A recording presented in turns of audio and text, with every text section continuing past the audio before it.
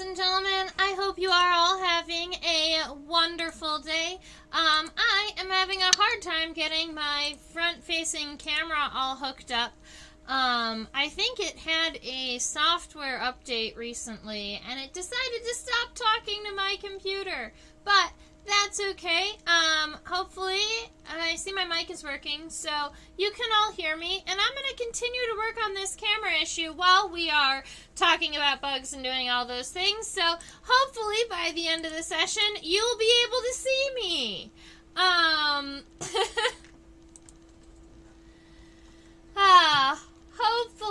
Hopefully you'll be able to see me shortly.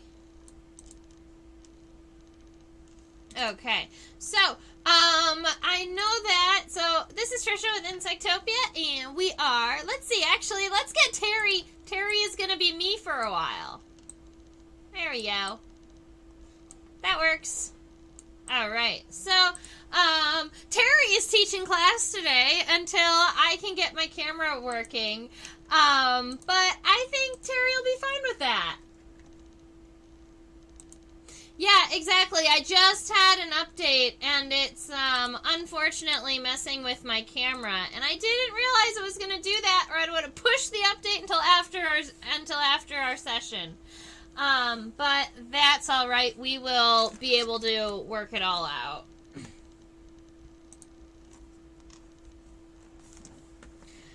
Alright, so I was thinking about it, and I don't really have any insects with Christmas in the name, or really any Christmas-themed insects. Praying mantids have a very interesting interaction during Christmas, because every now and again, you'll get a praying mantis egg case inside of your Christmas tree, and then they'll accidentally bring them in, and the baby praying mantids hatch, and then along with all of your ornaments, you have 100 baby praying mantids in your house. That actually happened to one of my friends recently. Ah, yes, see? There's proof that I exist! I am here!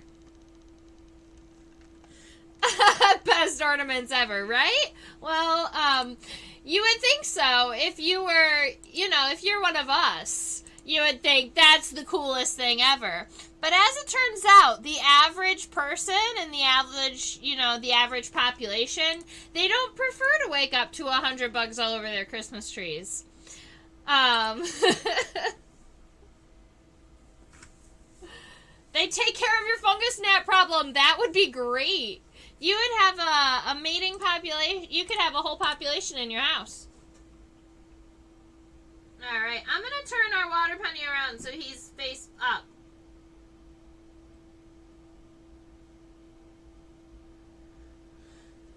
Alrighty, so I just wanted to get us a good look at the top of our water punny. This is almost like a dorsal shield. It's kind of overlit.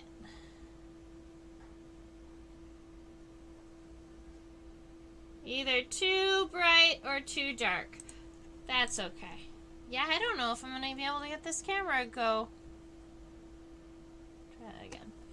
Alright, so, Alright, so I think we're there. I think we're just going to do water punnies, because it's the guy that I have kind of prepped under my microscope. Also, almost in preparation for Sunday. Sunday we're going to be doing, instead of doing illustration of one insect, we're going to be talking about biomonitoring aquatics and some of the indices for biomonitoring. So, like, when you go out and you collect, how to identify the insects, and then how to do the math to check for your water quality and those types of things. So today, we were going to look at some water pennies. And water pennies are a family of beetles. Now, when you look at this water penny, it doesn't really look like a beetle, but it is a beetle grub. They're in the family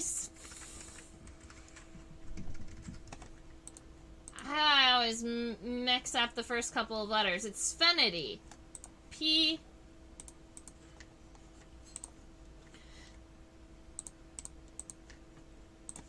P-S-E-F-I.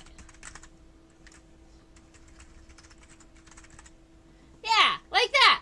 All right.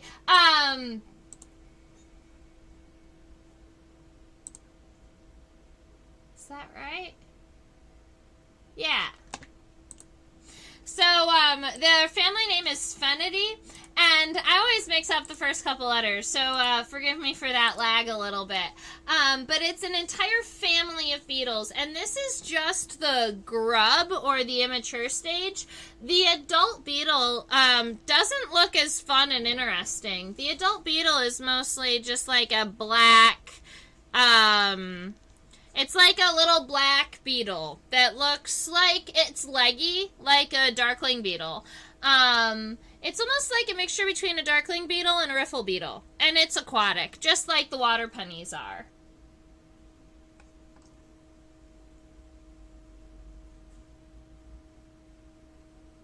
They should not be allowed to use two silent P's in one word. Well, that's what I was thinking. It's like, well, it's PH. It's Sphenity.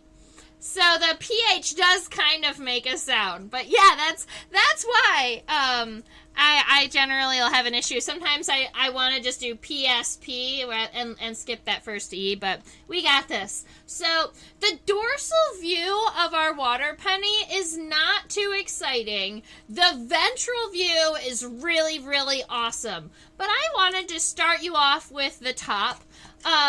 If I zoom out in my microscope all the way, we will be able to see its length. So let's go ahead and measure our specimen for our nature journaling friends. Our V water penny is 0.9 centimeters long.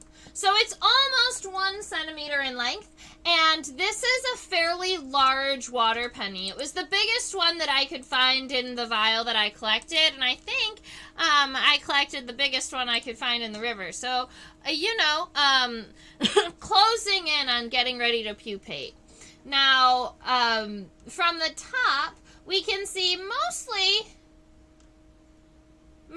shape, but we can kind of see the head, the thoracic region, and the abdomen. Well, at least the thorax and the abdomen. So up here, we can see 1 segment, 2 segments, 3 segments, and that's the thorax. Alright, the abdomen starts about right here, and you can see the segments are a lot thinner. And that's how we can tell where the abdomen is versus where the thorax is. Now, we're going to have to flip it over to actually see the head. But I'm going to give myself kind of a small dorsal view, and then I'm going to do a big ventral view. So, just from the top, and we've got this overall basic shape. Let's see. A little bit. Oh, yeah. So let's talk a little bit about water pennies. They are super duper flat. All right. They're really, really flat, especially as grubs. And what they do is they kind of suction cup themselves to rocks at the bottom of rivers. So, when you find these, they actually just look like a piece of the rock. Some people see them and think that maybe they're like an egg case, but they definitely don't look alive. Because when you see them, they are not going to be moving all over the place. They've got this shield that exists over top of their back. And so when we flip it over, you'll see that its head is facing down, and its head's about right here. So it's able to move very slowly across the rock, and it will it'll graze on the algae and the stuff growing on the rock. All right, let's flip this water penny over.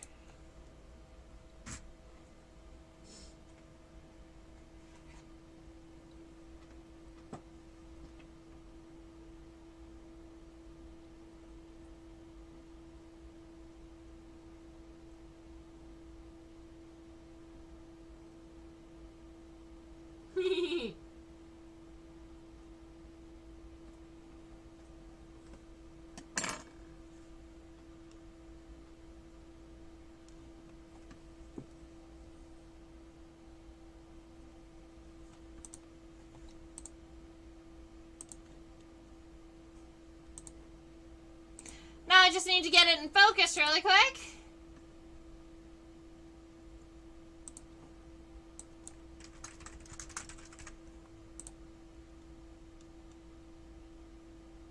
There we go. Alright, so we are looking at the bottom side of our beetle grub now, of our water penny. And we can see all the way up here is the head. We do have 6 legs. There's 1, 2, 3, and then 4, 5, 6. And we're actually going to zoom in because right here on the bottom side of the abdomen is where all of the gills are. That's where all of the gills are. And so Susan asked, oh, I didn't catch this before. Is this not pinned? It's in a liquid. Yes, very much so. This is an aquatic insect, and aquatic insects are kept in 70% ethanol. So this specimen, along with all of the other water pennies that I have collected at this location, were placed directly into ethanol and are still in it. I also have mayflies, broad-winged, broad-shouldered something or another, I don't remember what they're called, and damselflies from that same location. Cool. Alright, so I'm gonna get, kind of like a larger basal shape for our ventral. The cool thing is that the whole water penny fits in that one circle.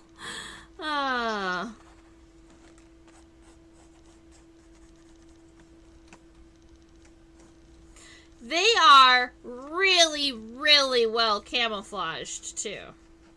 And water pennies are an insect that even if you've collected a lot over and over and over again, it's possible that you haven't even seen a water penny because they do require pretty clean rivers. They have gills, so they need to have highly oxygenated water.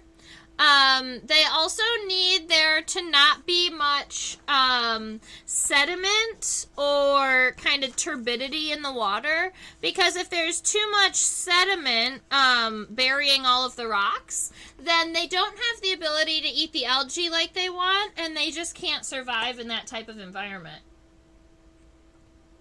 Oh, the location on our... Ha.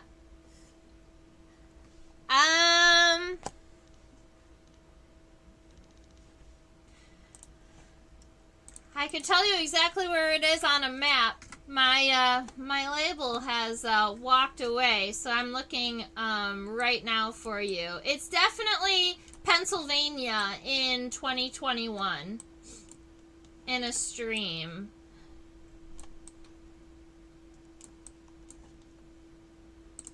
I'm not going to remember this stream right now, but it is Pennsylvania 2021.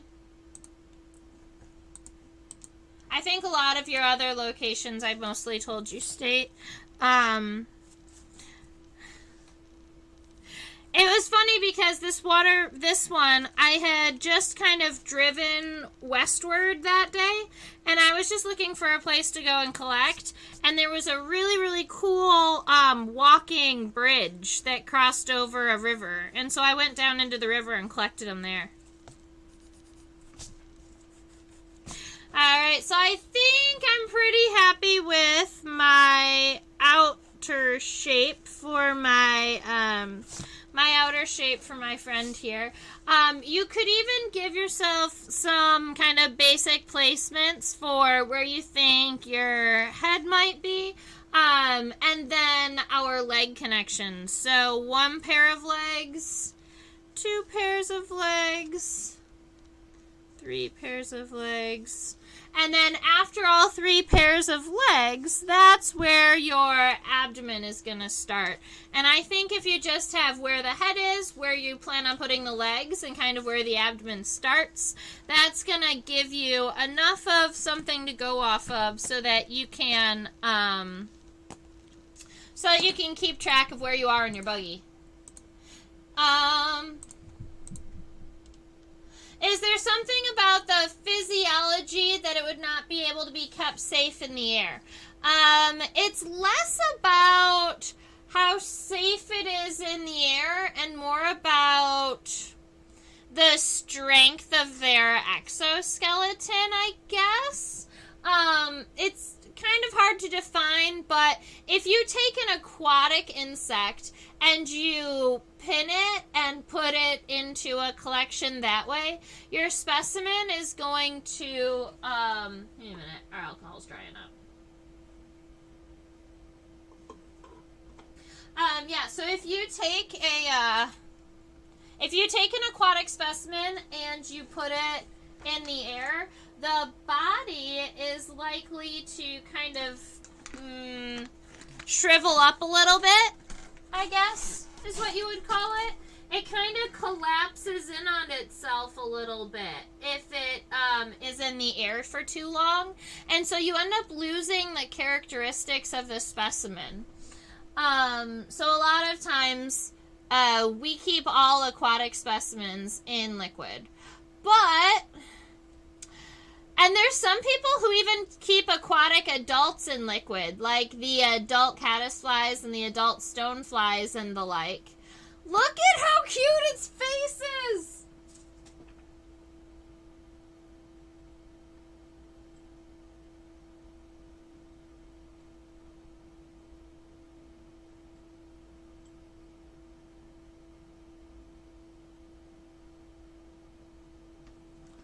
Pretty happy with his little face.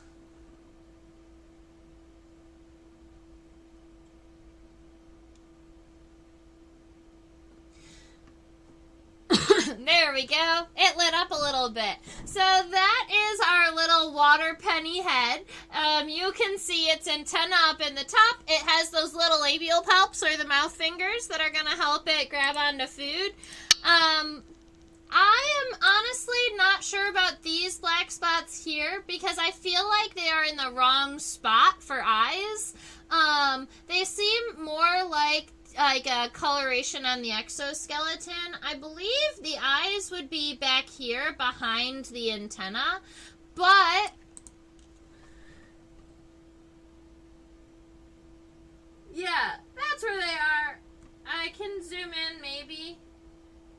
That's as close as I'm getting. I'll show you. So if we're looking right about...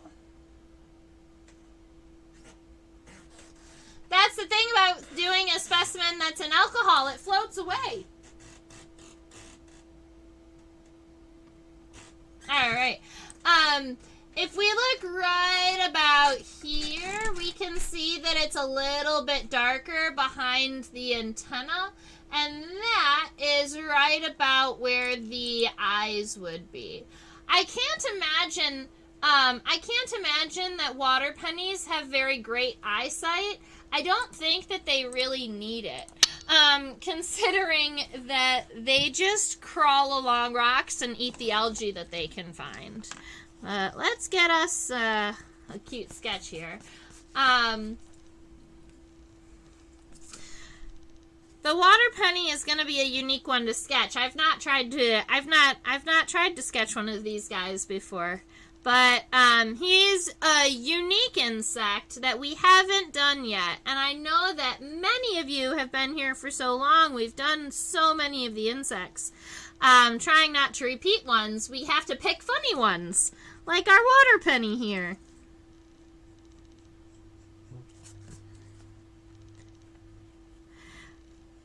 I guess we'll have to do a tiger moth at some point because we can pick a species of tiger moth, because I know a lot of times during the Christmas season people see woolly bears And woolly bears become tiger moths. So I guess we could get one of those guys one time.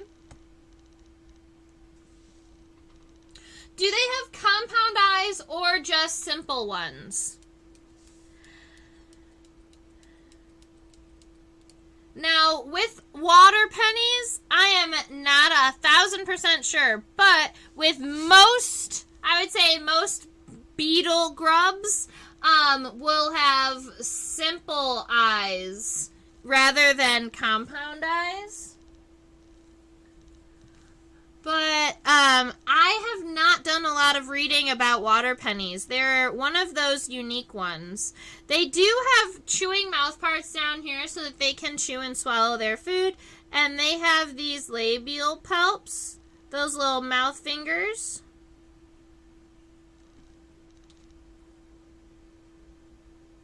Tiger moths are striking. I'd have to agree. I do love them, and I love that their hind wings and their abdomens are so bright. I'm gonna go ahead and put these dark spots up here on front, even though they're not eyes. I kind of love them there, and we can get these guys here. Oh, he's looking so cute. Here, I'll get him a little closer.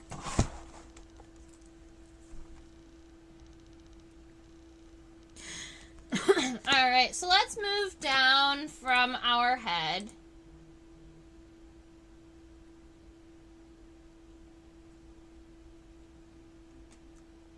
Now, you may notice that our water penny has a very similar leg structure to a mayfly or other insects that would be holding on really, really tight to the stones. That's because they want to be able to sit there kind of in between the friction lines so that the water that's flowing by really quick can't blow them away. I think we talked about that once. Right, so I'm just going to create this little piece here, kind of like a neck region. You can see right about here and here. He's going to be just a little bit, I want to say kind of like thicker here. This is kind of where you can imagine its body being, whereas up above and around, that's more like the flat disc that's kind of over top protecting him.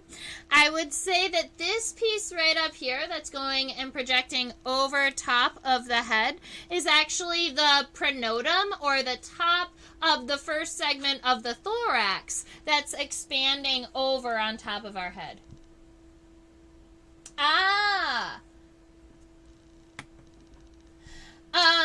So Susan would like to know, do we have saltatorial, raptorial, is there a word for this type of gripping legs? And I have never heard a term for these type of gripping legs. They would probably just be considered walking legs, which is cursorial.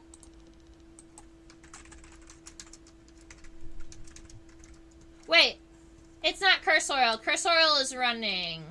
Walking is ambulatory legs.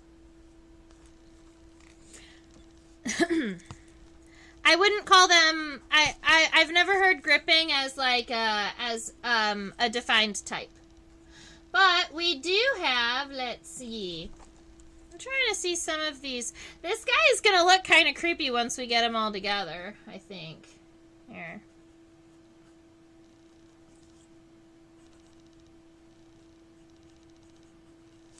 So these are kind of the coccyx here.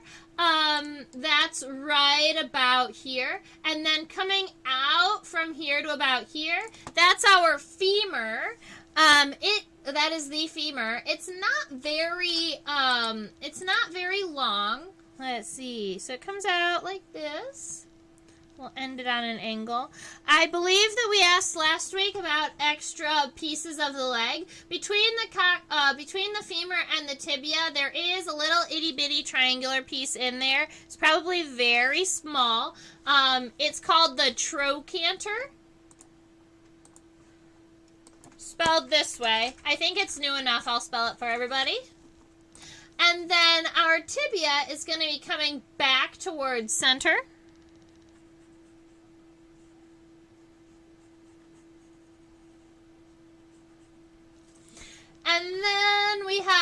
tarsal segments. Now, I'm having a little bit of a harder time seeing, oh, I know. You see here? We can mix our view. So, let's go ahead and zoom in. I think that our legs just go down to a point.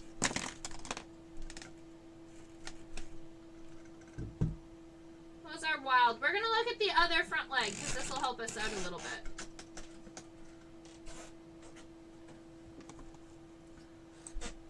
So this is the other front leg, and actually seeing it this way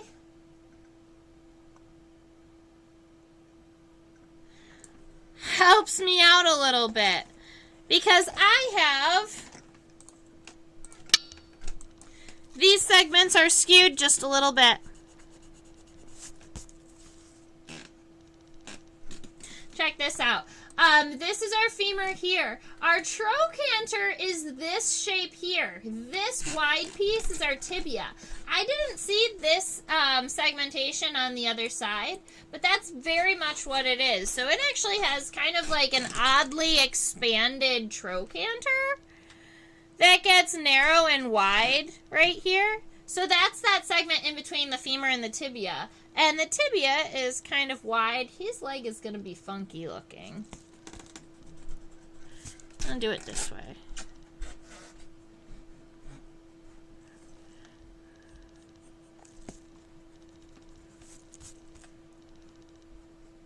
I've never sketched a water pony before, so this is kind of fun for me too. Femur, trochanter, and then the tibia, it goes nice and wide. Almost bulbous. I'm going to shrink it down a little bit more. And then it looks like we've got 2, maybe 3 tarsal segments. Definitely 2, maybe a little itty bitty third one. And they go down to a point like this.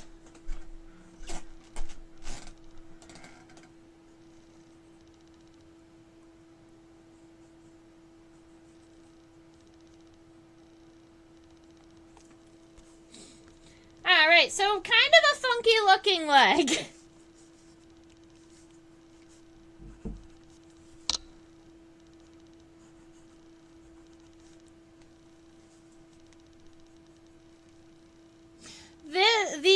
The trochanter reminds me a little bit of like an instrument, like a brass instrument of some kind, maybe a trumpet.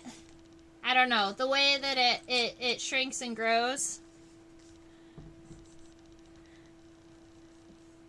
Alright, then we've got the wide tibia, and then the 3, I'm going to say they're 3 tarsal segments. There's 1, 2, and then the little itty bitty top one. They're funky looking. He looks like he's reaching a little bit with one hand, and I guess that's okay.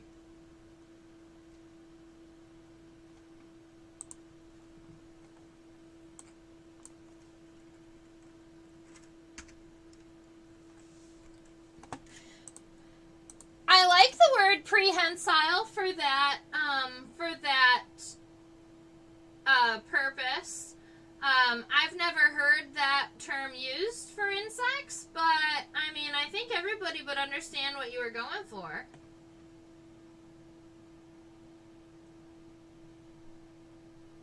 Oh, I see. So the trochanter is, the femur's coming towards us. The trochanter caps it off and then starts going away from us. This is the tibia, and those are the tarsal segments. I will get my forward-facing camera back to working by... I've got to have it working by tomorrow. Alright, so the center in between our front pair of legs, there is a little bit of kind of this plate here. So you can add it. It's not like a hardened plate, but there is this wide piece here. He looks like a strong, like someone who's very strong and athletic. Alright. We've got our next femur. A trochanter. tibia.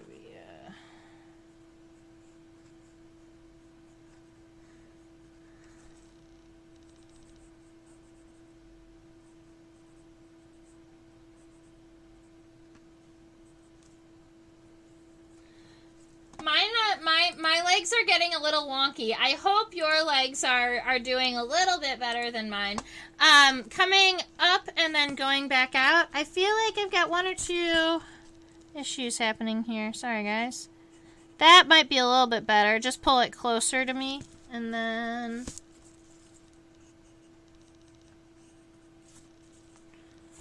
Ha ha ha! Cool. And then I'm going to be able to give ourselves kind of this secondary... He's almost going to look like he's got abs, is what I think it's going to end up looking like. You can even almost put these, like, little crosses in the center of them. Or, like, maybe little chevrons. Like this.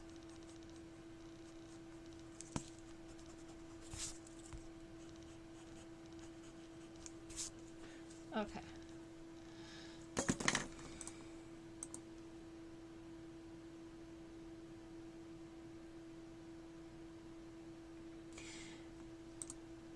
And that is your first glimpse at some of the gills. So you can see right here, this is our final hind leg. And then here, running along the abdominal segments, there are actually gills on the left side and on the right side. So if I zoom out just a little bit,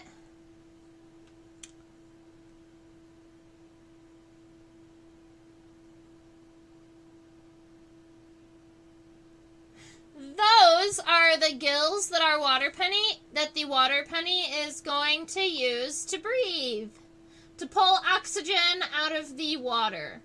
I also love the little spots on the edges of the water penny.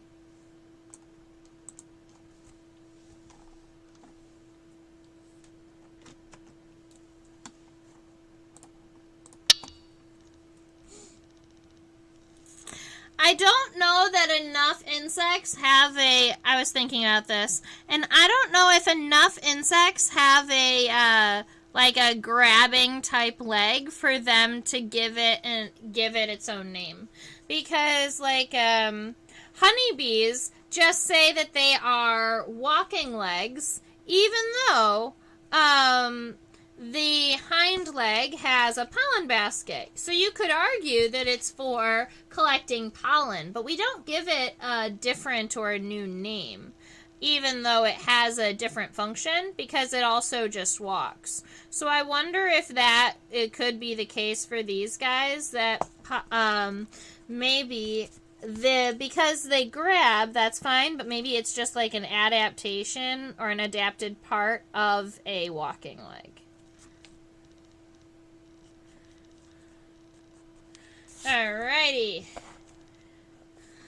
I'm gonna get my right side on here because I think Betty's gonna look really cute now. He almost looks like a bad guy from Batman. Like some type of aquatic version of Doc Ock. Like a buggy aquatic version of Doc Ock.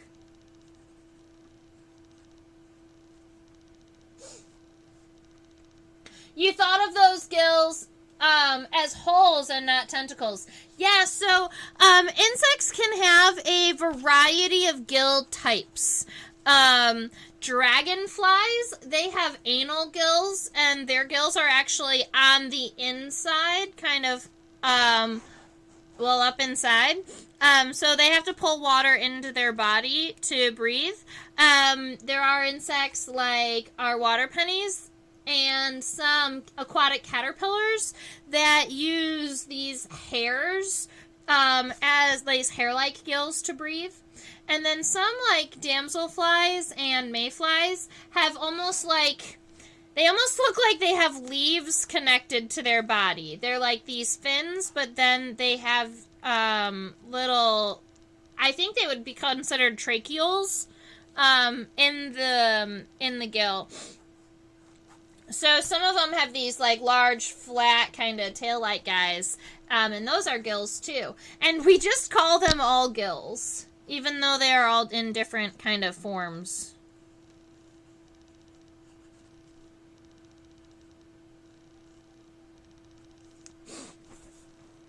Alright, and our hind leg.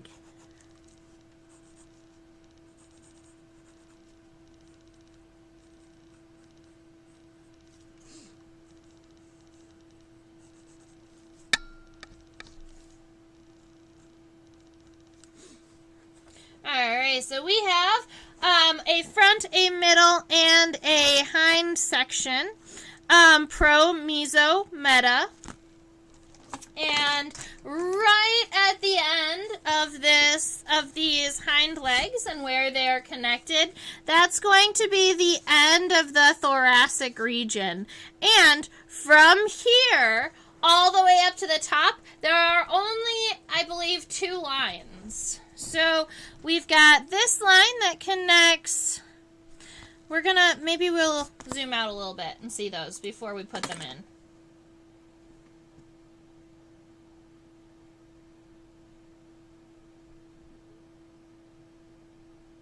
Yes.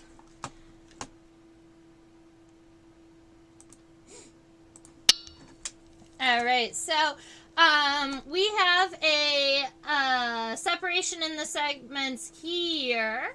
So that is right after our second pair of legs. We've got one that goes right here to the edge.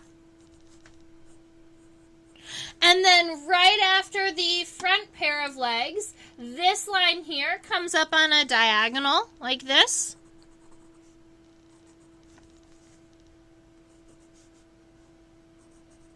And it comes up to our edges. Now this plate all the way along the top, this is a singular plate. That's the pronotum, the first segment of the thorax. Then we would consider this one, the second one, the mesonotum.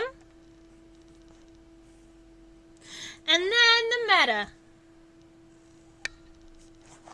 The metanotum. Or sometimes you don't regularly see the word metanotum. The word that you see is metanodal.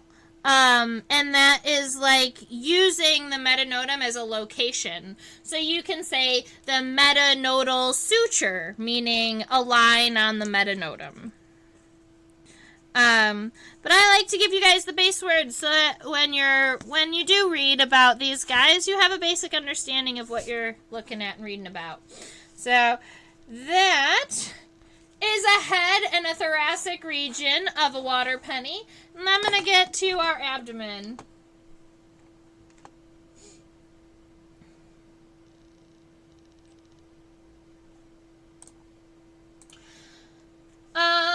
But I think you need a high surface area for the exchange of gases, so that's why you get lots of little hairs or big paddle-shaped gills. I believe you are correct with that one. I mean, it's been a minute since I've been in the physics of that type of stuff. And admittedly, I never took insect physiology, and that's one of those classes that I definitely would have loved to have taken. But yes, I believe that's the case, is you need lots of surface area just so that so that oxygen can diffuse and cross. And you can imagine it's not a really efficient method of breathing, so you need lots of them. Alright, let's see about counting these segments. I believe what we have is 1 pair of gills on each segment. 1, 2, 3, 4, 5. 5 and a possible 6th. So I would say this is 1, 2, 3, 4, 5. And then down here, we almost have a tail-like segment, and I would call that the final segment of the abdomen, or A6. So let's give a little bit of a rough divider on our abdomen here. So we're making 6 segments, but we're dividing it into 5 first. So we'll go 1, 2, 3, 4, 5. And to me, I think that I need to make my first one a little bit bigger. So I'm going to scooch this first one down, and then, well, all of them to fit that.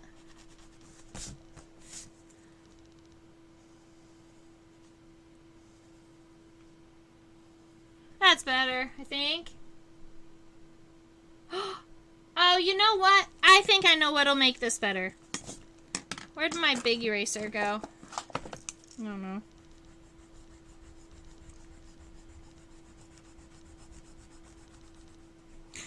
Alright, to make this a little easier on myself, I had just created those lines straight across, but we also want to show off that the abdominal region is kind of bulbous in comparison to this kind of background. And I wasn't taking that into account. So what I want to do is kind of take where our body is and give ourselves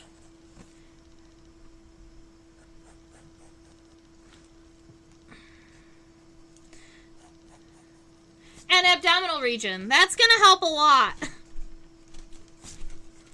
Because along these lines, along this barrier, our lines are going to change. So let's see. We have 5 abdominal segments. They go like this. 1,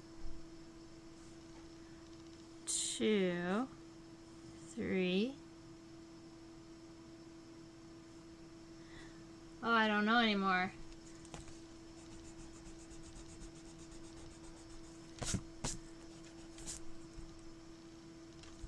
So I'm noticing that right about here, the lines go from arching up to arching down. And I was trying to get that to work out on my sketch, but maybe what I'm going to do is start with this one.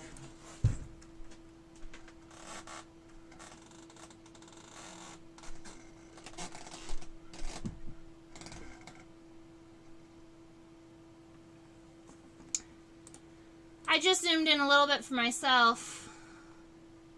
This might help you.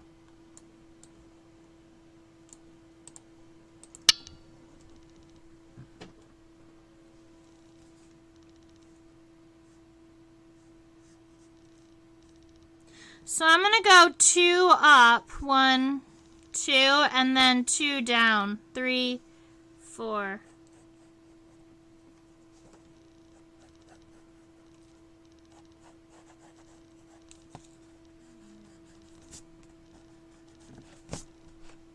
All right, we're getting somewhere now. So we have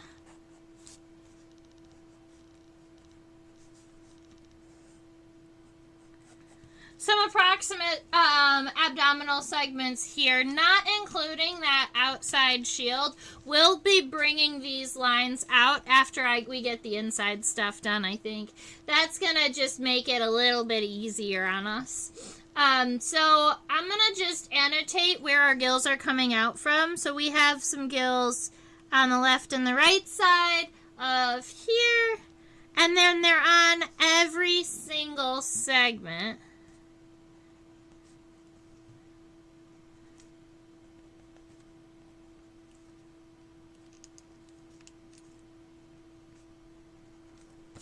Okay.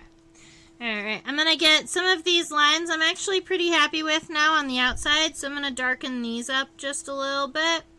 And then we can get, once this segment comes to the end, then you can straighten it out to the center, or straighten it out to the edge. So then you have another segment here. And my question is, do we have the same number of segments along the edges that we do in the abdomen? Because it almost looks like there's more plates.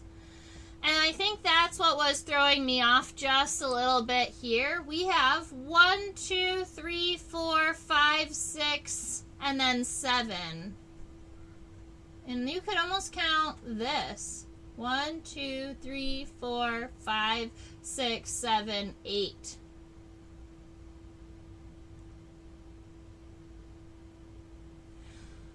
So I think that that's what was throwing me off originally, is that we have a different number of external pieces than we have internal pieces.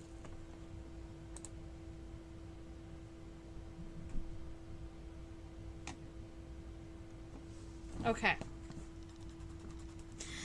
And Hashi says, thank you so much. Counting the dots will help. Exactly. So if we are looking at our beetle here, you could almost annotate where all of your dots are and then base your segments off of that too. Let's see. We have a hind dot. Let's count the dots. 1, 2, 3, 4, 5, 6, 7. And then that one at the end of the thoracic region. So we've got 1,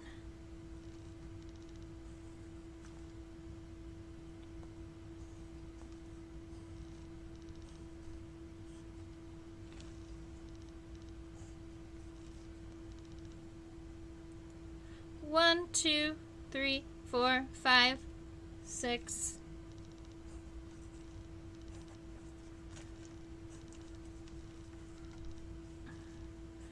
And then trying to make sure that they all stay even.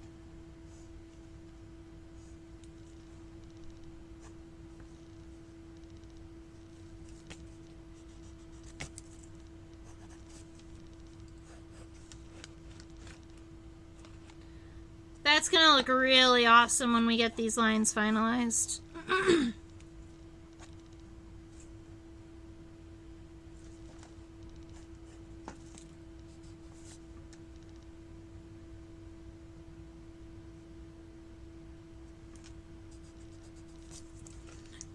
One, 2, 3, 4, 5. I'm one short, aren't I? I wonder if it's like the centipede where there are little segments hiding in between the wide segments. I wonder that too, or maybe that not all of the segments have gills. We might have to zoom in again, but let me give me a minute to get these right, and then we can zoom in again to check that out.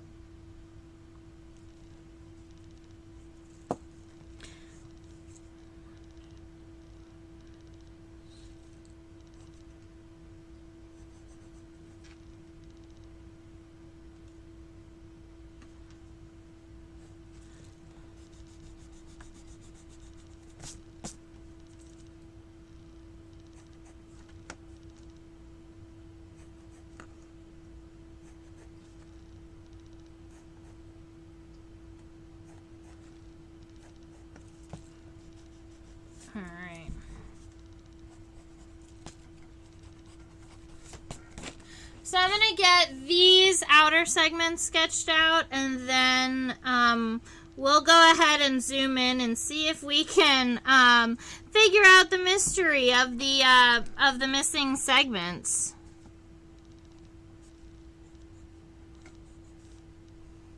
One of the things I really love about water pennies is how plated they look. I think that they look very prehistoric.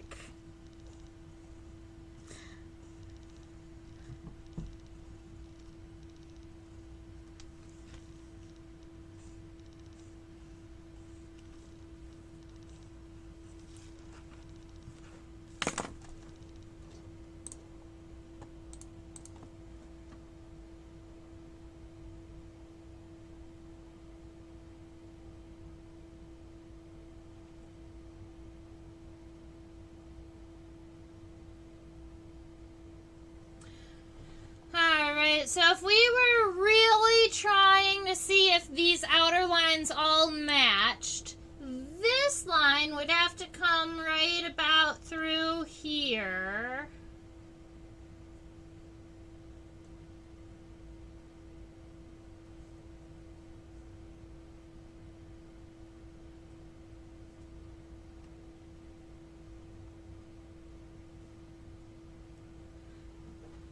You might be correct.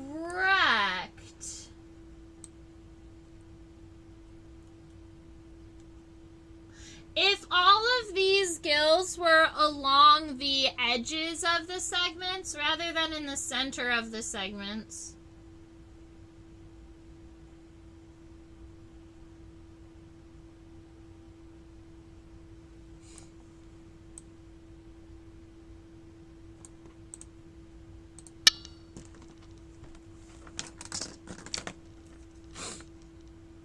It would almost be like this, where you have, well, this final segment kind of comes out like this, so it isn't really like an abdominal segment, but then wherever they come up to the abdomen, it makes a little arch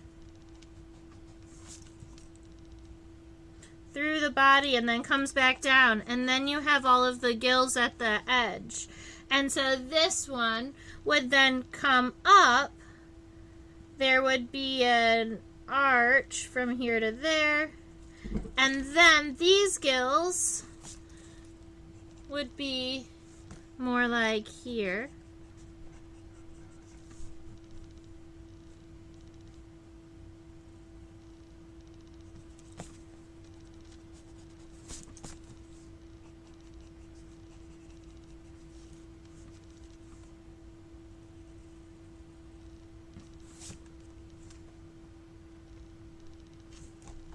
And we only have 5. So this would be 1, 2, 3, 4. Oops.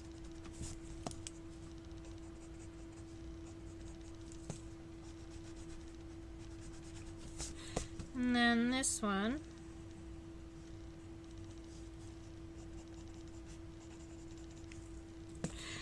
And then what we might be coming up with is that our top 2 segments really don't have gills, but they're going to be a lot more narrow than what I made them, I believe. The top 2 are going to be narrow, and these ones might be a little wider.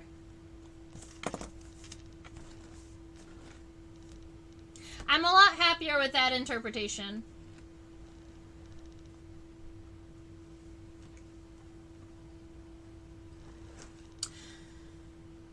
Alright, Deb's asking, what are their main predators? Huh.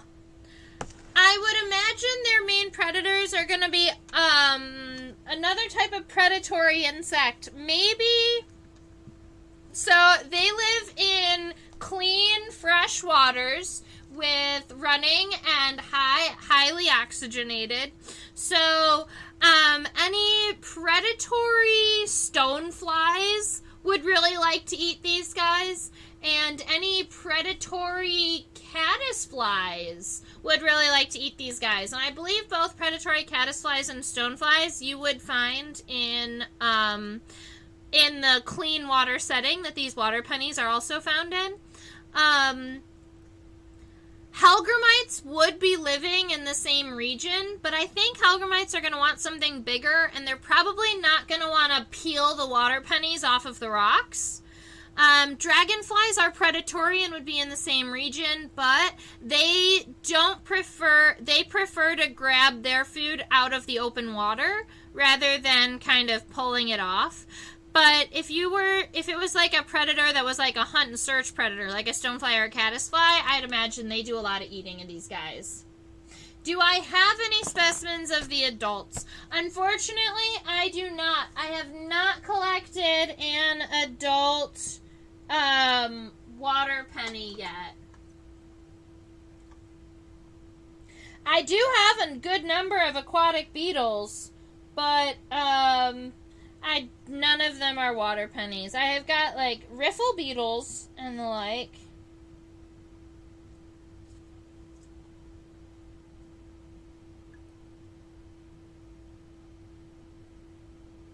Uh-oh. That's fine.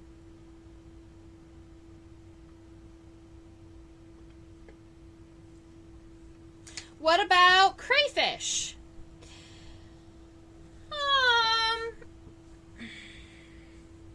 I guess crayfish might eat these guys.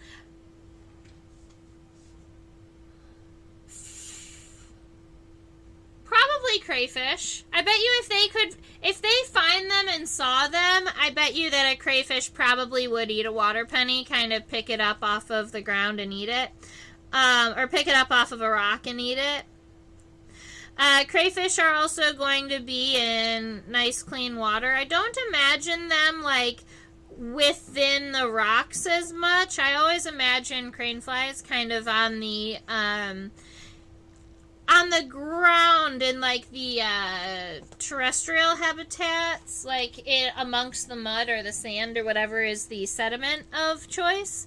Whereas these guys specifically are going to be found like on the rocks. Any predators that like to spend their time with the rocks.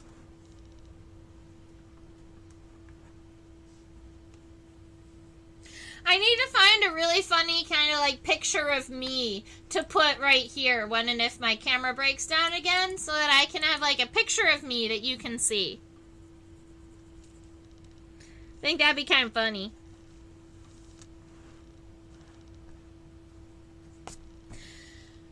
All right, are we happy with our friend here?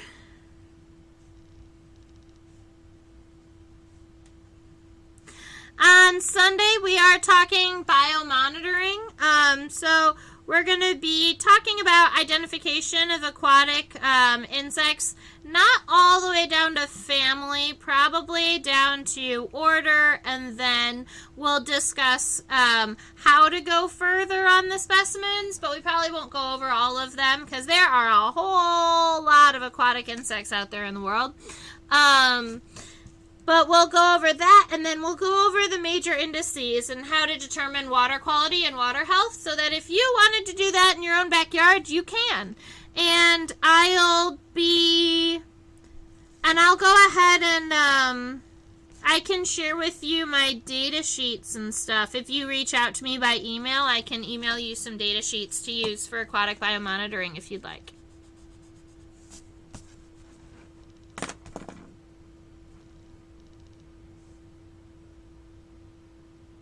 Good.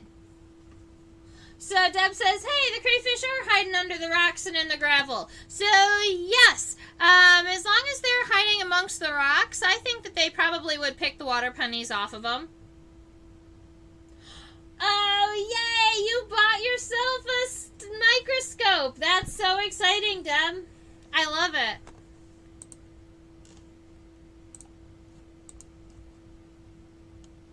All right, the live stream closer is going to look really funny without me there. Oh, hey, that's my year failed. So this is a beautiful location from some salt flats in Arizona. Keep in mind, I do teach classes on OutSchool. It's for students ages 5 to 7, 9 to 12, something like that, 5 to 8, 9 to 12.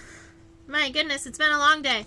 And bloop, bloop, bloop. So I teach classes, weekly insect studies, scientific illustration. We talk about a new bug every week. So if you have a little bug lover in your life and you would like them to join me on a Zoom class every week, you can go ahead and find me there. Keep in mind that please subscribe to the YouTube channel so you get notifications when I go live. I have probably about 10 more sketches to do for my ink outlines so that I can finish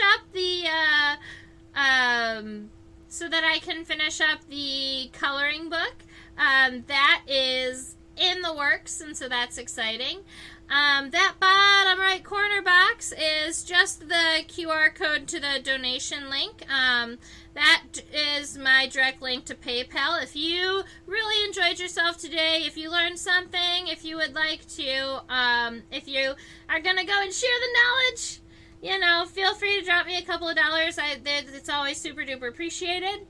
And I always love to see your sketches. There are a couple of you now that email me your sketches every week, and it makes my day. I love seeing them, seeing the art that you create based on, the insects that we talk about and what you learn and all those things. I just love it. So feel free to email me your sketches at trisha@theinsectopia.com.